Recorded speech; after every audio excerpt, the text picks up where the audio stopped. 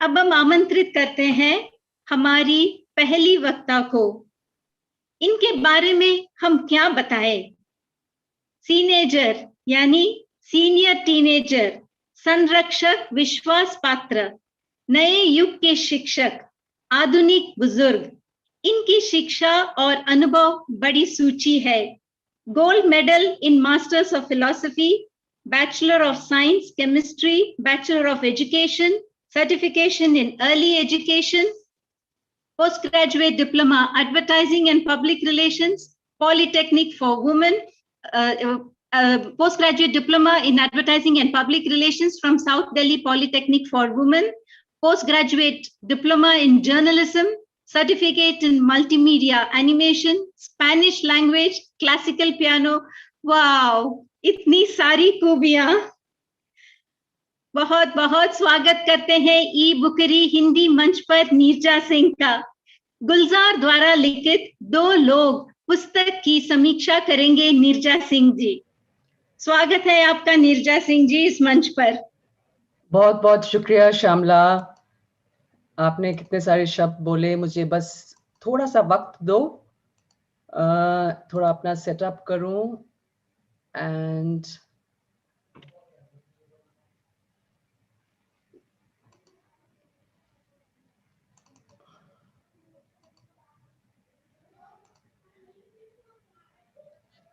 मैं आपके लिए लेकर आई हूं ये किताब, ये पुस्तक दो लोग, विभाजन पर लिखी है ये किताब। और इस किताब से मेरा निजी संबंध इसलिए है क्योंकि मैं एक ऐसे परिवार से हूं जो विभाजन से पीड़ित हुए। उनके अनुभव मैं रोज अपने डाइनिंग टेबल पर आम ये बातें होती हैं हर दूसरे तीसरे चौथे दिन, किस तरह से उन्होंने अपना घर छोड़ा, क्या क्या छोड़ा, और किस तरह से वो फिर उस त्रास से उभरे। तो ये किताब गुलजार साहब की लिखी हुई है। ऐसा नहीं है कि ये पहली किताब गुलजार साहब ने लिखी है विभाजन पर। इसके अलावा और भी उन्होंने बहुत कुछ लिखा है विभाजन पर। और गुलजार जी के अलावा और भी लेखक हैं जिन्होंने विभाजन के बारे में लिखा है। उनमें से कुछ से आप परिचित होंगे, जैसे कि सादत हसन मांटो। उनका टोबा टेक सिंह एक कहानी है जो बिल्कुल बहुत दिल को छू देती है, और उनकी किताब है द पिटी ऑफ पार्टीशन। एक लिखी है कमलेश्वर जी ने, उसका नाम है कितने पाकिस्तान। और कृष्णा सोपती जी ने लिखी है a Gujarat here a Gujarat there. आज हम बात करेंगे दो लोग के बारे में। और दो लोग कौन है ये आप सब जानते हैं। जैसा मैं कह रही थी कि ऐसा नहीं है कि गुलजार साहब ने पहली बार विभाजन के बारे में लिखा है, लेकिन इस किताब के बारे में ये लाइन, लकीरें हैं तो रहने दो, किसी ने रूठ कर गुस्से में शायद खींच दी थी। मैं आज भी जब विभाजन की बात करती हूँ तो मेरा गला भर आता है, क्योंकि मैंने अपने दादा, अपने पिताजी से लगातार इसके बारे में अक्सर सुनती रहती हूँ।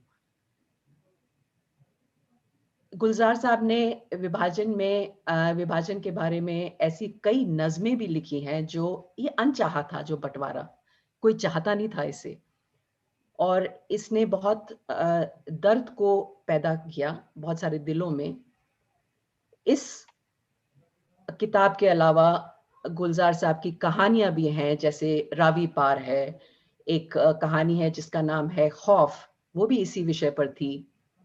उसमें एक यासीन नामक लड़का शहर में जब हालात बिगड़ जाते हैं, वो खाली ट्रेन में चढ़ता है और ट्रेन में घुसते हर इंसान को कल्पना कीजिए ऐसा वाकया जिसमें आपको हर इंसान पर शक हो रहा है, और उसे इंसान दिखने बंद हो गए हैं यासीन को। उसको दिखते हैं तो या हिंदू या फिर मुसलमान। ऐसी ही कुछ भावनाएं इस किताब में भी गुलजार साहब ने व्यक्त की हैं। किताब को पब्लिश किया हार्पर कॉलिंस ने, और किताब की भूमिका तैयार की है पवन वर्मा जी ने। और गुलजार साहब क्यों कहते हैं हर छोटे कद का आदमी बौना नहीं होता। ये वो कह तो रहे हैं आदमी के बारे में, लेकिन उनका तात्पर्य जो है, उनका मकसद है किताब के बारे में कुछ कहना। क्या हुआ था कि जब किताब बाजार में आई तो पूरे साहित्य जगत में थोड़ी सी हलचल पैदा हो गई। वो हलचल जो थी इसके कंटेंट से उसका लेना देना नहीं था। वो हलचल इसलिए थी कि इस किताब की लेंथ, इस किताब की जो लंबाई थी वो बहुत कम थी। तो कुछ साहित्यकारों और समीक्षकों ने ये कहा कि ये तो नॉवल बनता ही नहीं, ये बहुत छोटा है, बहुत कम है इसके शब्द। तो इसकी कहानी कुछ ही पृष्ठों में, कुछ ही पन्नों में सिमट जाती है। दो लोग, देखा जाए तो नॉवल के सारे कायदे पूरे करती है, इसके बावजूद ऐसी राय कुछ साहित्यकारों की बनी। तो जब ऐसी भावनाएं व्यक्त की गई, ऐसी बातें लिखी गई, उसका जवाब गुलजार साहब ने ये कहकर दिया कि हर छोटे कद का आदमी बौना नहीं होता। और ये किताब तो बिल्कुल बौनी नहीं है। इसे आप पढ़ेंगे तो ये आपके दिल दिमाग पर एक छाप जरूर छोड़ेगी। ये मेरा आपसे वादा है। ये कहानी शुरू होती है, दो लोग की कहानी शुरू होती है पाकिस्तान के कैंपबेलपुर नाम के शहर में। अब ये मैंने कुछ इसमें लिखे हैं, हैशटैग्स लिखे हैं अपनी स्लाइड पर। इसमें जो तस्वीरें आप देख रहे हैं ये मेरे परिवार की हैं।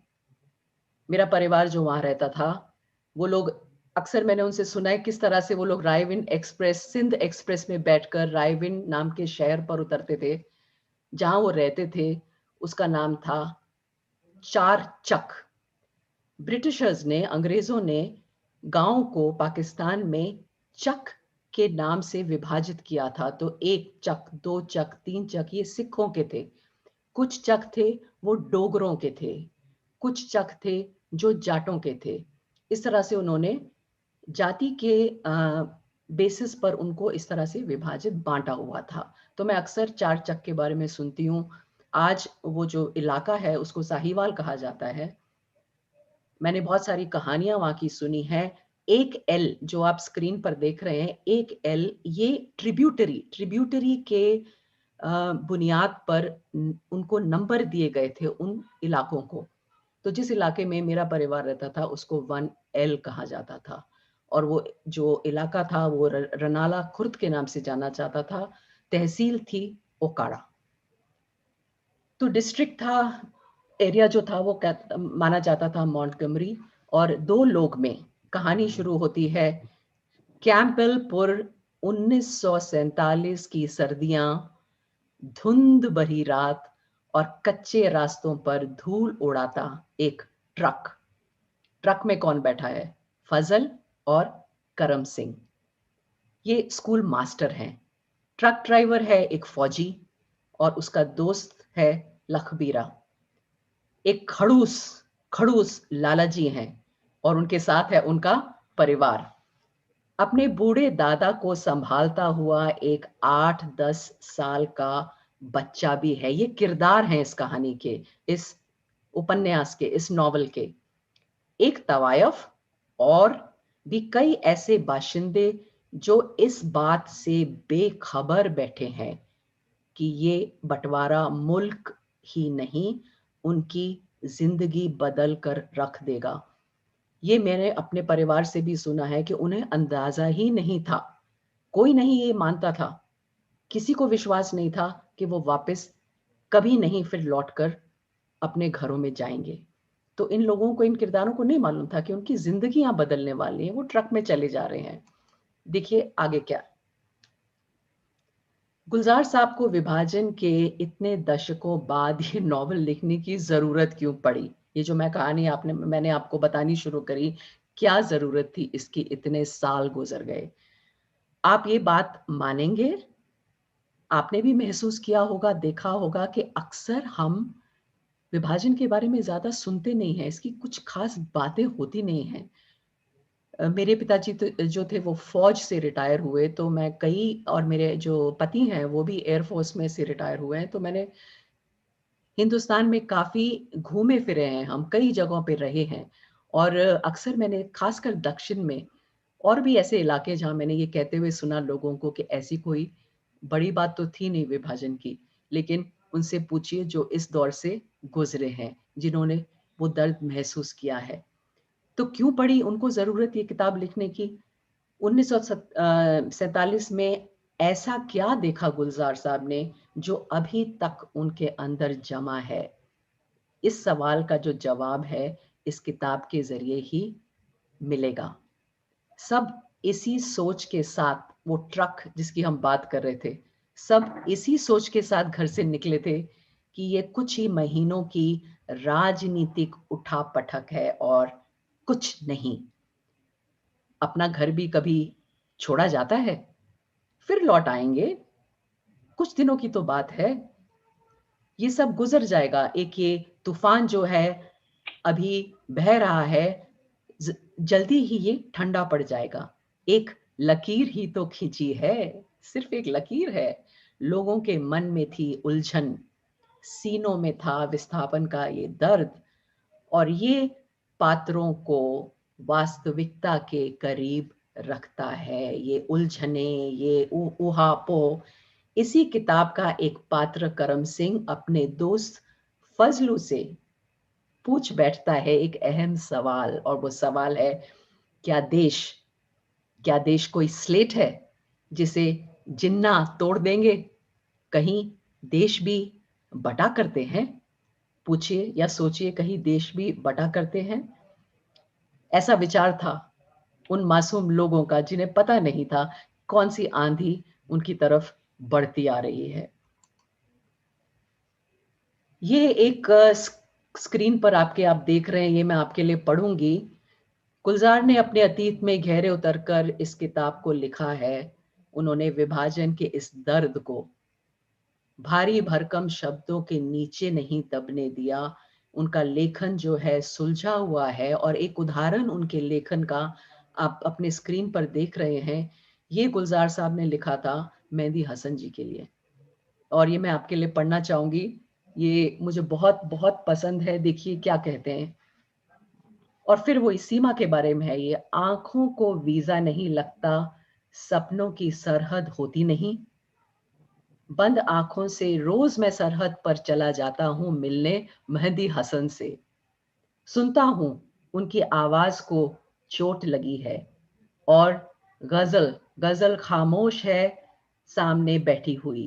कांप रहे हैं होठ गजल के, फिर भी उन आंखों का लहजा बदला नहीं जो जब कहते हैं, सूख गए हैं फूल किताबों में, यार फराज भी बिछड़ गए हैं, शायद मिले वो ख्वाबों में।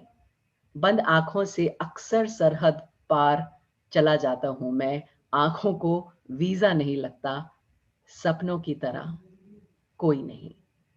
सपनों की सरहद, माफ करिए, सपनों की सरहद कोई नहीं। ये गुलजार साहब लिखते हैं मेहंदी हसन जी के लिए। इसी तरह से जिस तरह ये लफ्ज उनकी कला को बयान करते हैं, इसी तरह दो लोग, ये जो किताब उन्होंने पुस्तक लिखी हुई है, ये भी बहुत ही सुलझे हुए लेखन दर्शाती है, उनका सुलझा हुआ लेखन दर्शाती है। आम बोलचाल की भाषा में इसके डायलॉग्स लिखे गए हैं। हर शब्द एक तस्वीर खींचता नजर आता है, और उनकी यही शैली, दिलचस्प शैली, मन को मोह लेती है, इस किताब को दिलचस्प बनाती है। कई किरदारों के बीच लुका छिपी खेलती इस किताब की कहानी विभाजन के दर्द से ज्यादा उस वक्त के लोगों की मनोदशा को दिखाती है। ये, क्योंकि मेरे पास जगह की कमी है इसीलिए मैंने 3 तस्वीरें इसमें शामिल की हैं, लेकिन आप देखेंगे आर्काइव्स हैं विभाजन के, उसमें किस स्थितियों से लोग गुजरे, क्या क्या उन पर मुसीबतें आई, कैसे एक ही रात में एकदम बिना किसी, उनको अंदाजा ही नहीं था कि उनके साथ क्या होने जा रहा है या क्या हो रहा है। एकदम उठ के उनको अपने भरे पूरे परिवारों को अपने ठिकाने, अपने घर छोड़ने पड़े।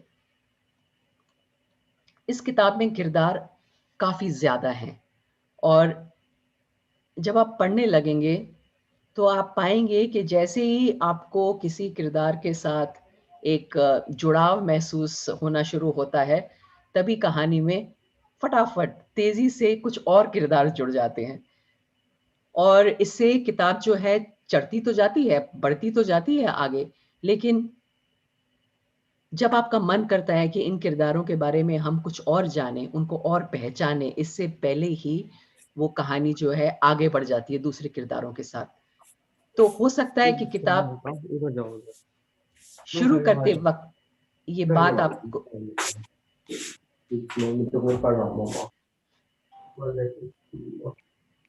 हो सकता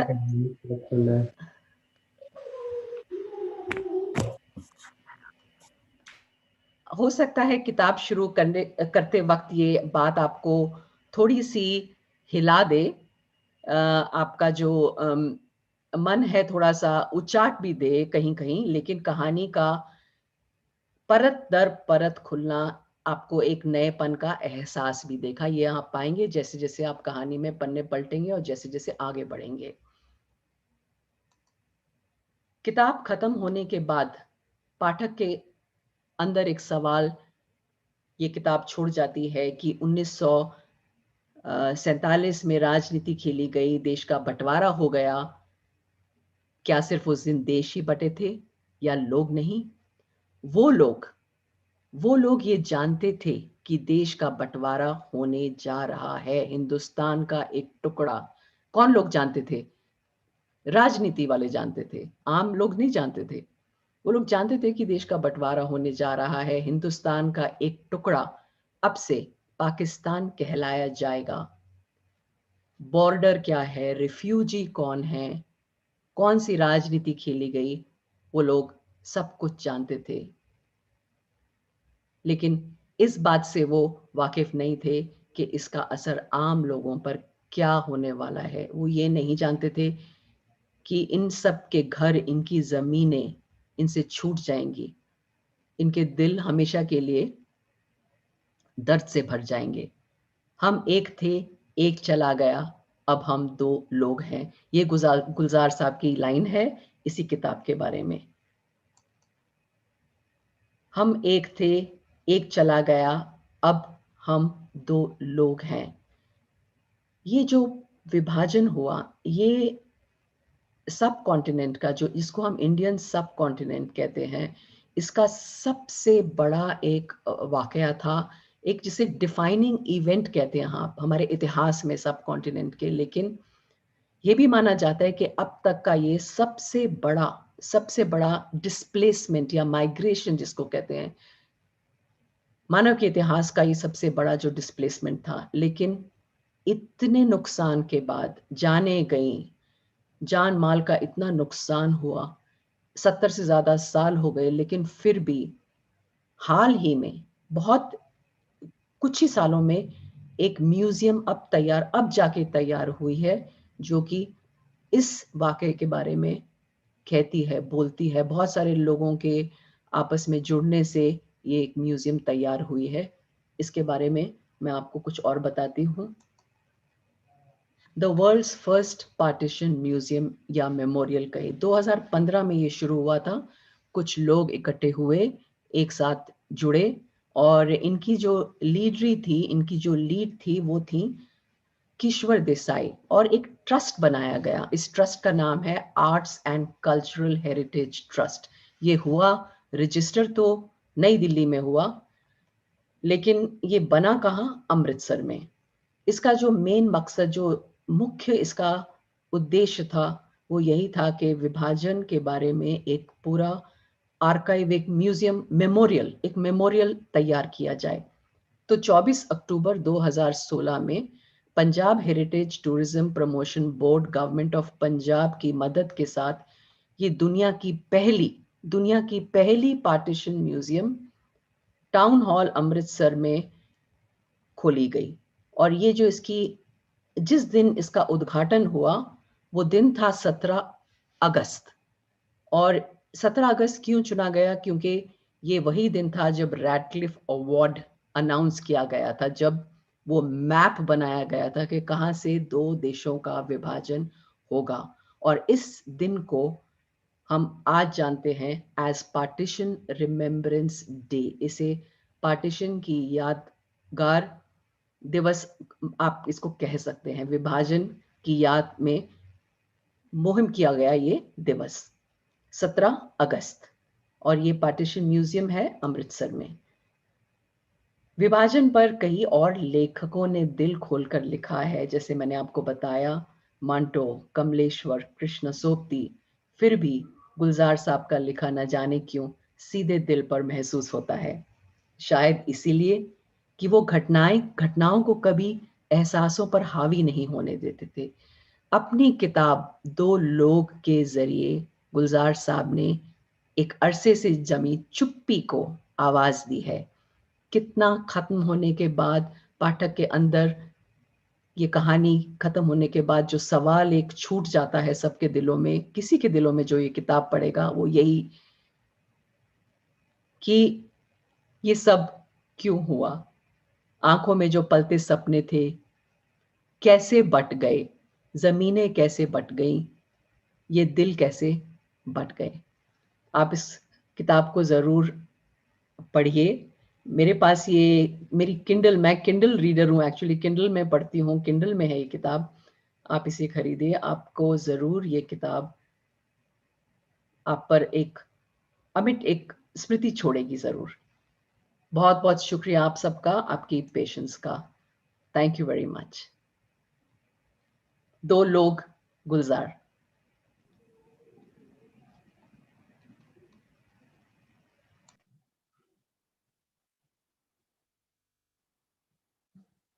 Shamla, you are on mute. बहुत बहुत शुक्रिया नीरजा सिंह जी।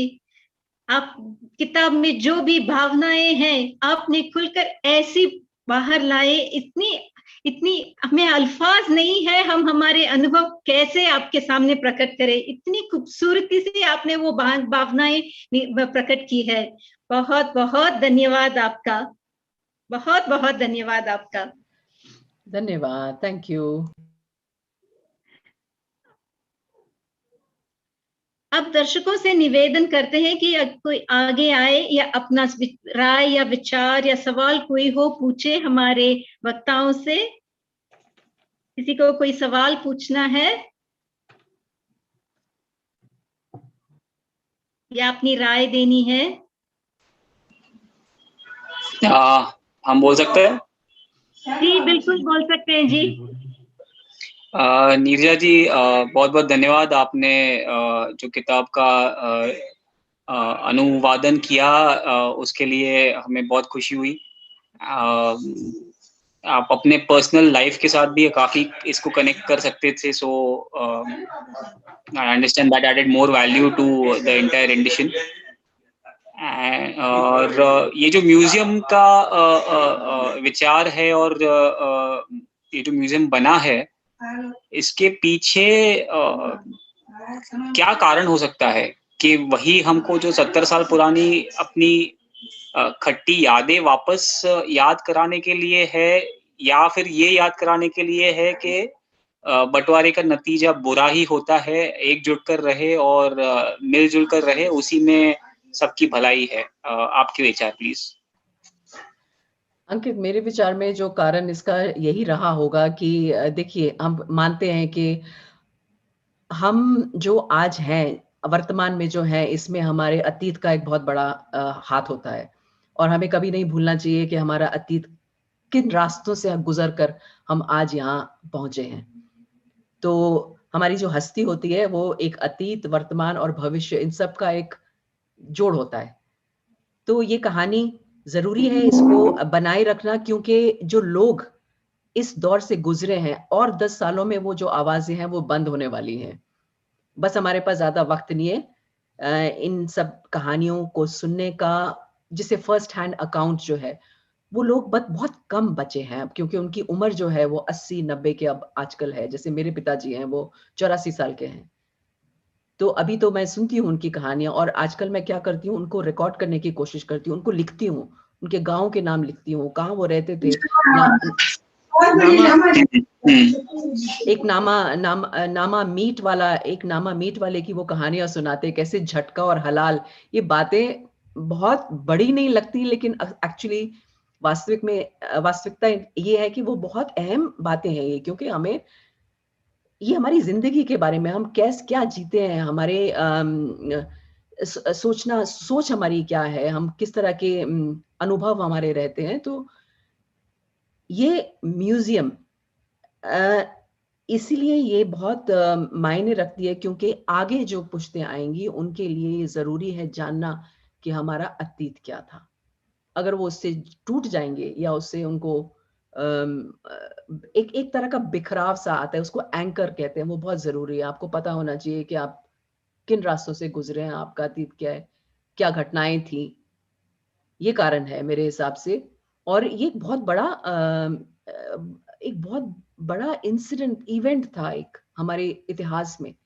तो क्यों कर इतनी चुप्पी है इसके आसपास?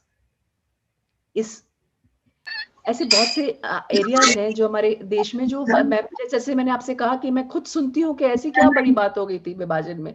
नहीं, विभाजन एक बहुत बड़ा इतिहास का बहुत बड़ा पन्ना है, ये बहुत जरूरी, इसे याद रखना जरूरी है। यही कारण है अंकित, शायद यही उनकी सोच रही होगी जो म्यूजियम को स्थापित जिन लोगों ने किया। ठीक है, धन्यवाद। Thank you. Doctor Rashmi ma'am. शुक्रिया श्यामला जी। नीता जी, सबसे पहले मैं आपको साधुवाद दूंगी, आपने इतना अच्छा नॉवल चुना और उसका समीक्षा हम लोगों को सुनाई। ये नॉवल मैंने करीब 1.5 साल पहले जब ये आया था, उसके कुछ समय बाद ही पढ़ लिया था, क्योंकि ये विषय मेरे दिल के बहुत करीब है। यहाँ मैं यही कहना चाहूंगी, जैसा आपने बोला नीता जी, कि वाकई इतिहास जो होता है वो हमारे लिए धरोहर है, फिर चाहे वो खुशनुमा यादें हों, चाहे वो दर्द देने वाली हों। हम अपने आने वाली पीढ़ी को क्या देंगे, हम अपने बच्चों को क्या बताएंगे?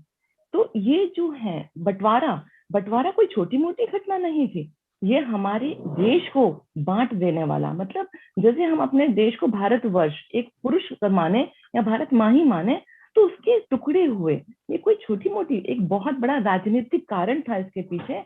और एक लंबी गुलामी के बाद आजादी दी भी गई आधी रात को, तो कैसे दी गई कि आपके 2 टुकड़े कर दिए गए। तो ये कोई छोटी घटना नहीं है, और ये बोलने में जितनी आसान है, जरा कल्पना कीजिए कि जिन पर बीती होगी, उनकी रातें, उनके दिन कैसे होंगे। वो कैसी नदी थी सिंध, जब उसमें लाशें तैर रही थी, फिर उसमें ऊपर वो जो ट्रेन चल रही थी पूरी लाशों से भरी थी। तो ये जब हम सिर्फ 2 मिनट में कह जाते हैं तो आसान लगता है, लेकिन जब सोचते हैं तो वाकई में ये बहुत बड़ी त्रासदी थी। और आपने फिर हमें वही इतिहास याद दिलाया, इसके लिए आपका बहुत बहुत धन्यवाद नीता जी।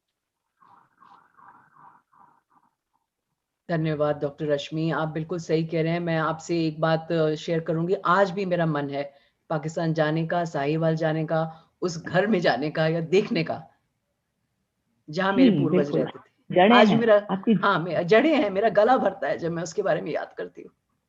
जड़ें हैं, बिल्कुल, जड़ें कोई कैसे भूल सकता है। और यही तो हमारी संस्कृति है कि हम चाहे उम्र के जिस भी पड़ाव में हो, अपनी जड़ों से कभी ना कटें। बिल्कुल। बहुत बहुत शुक्रिया रश्मि मैम आपका।